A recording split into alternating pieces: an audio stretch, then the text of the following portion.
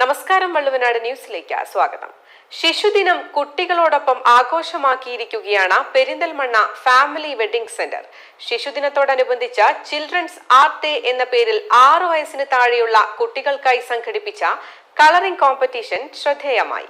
പരിപാടിയിൽ 100ഓളം കുട്ടികളാണ് പങ്കെടുത്തത്.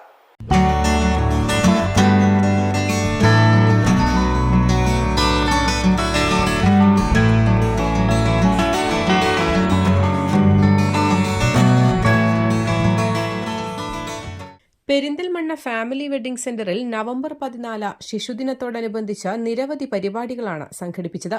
6 വയസ്സിന് താഴെയുള്ള കുട്ടികൾക്കായി ചിൽഡ്രൻസ് ആർട്ട് ഡേ എന്ന പേരിൽ സംഘടിപ്പിച്ച കളറിംഗ് കോമ്പറ്റീഷൻ മത്സരത്തിൽ 10ഓളം സ്കൂളുകളിൽ നിന്നും 100ൽ പരം കുട്ടികളാണ് പങ്കെടുത്തത്.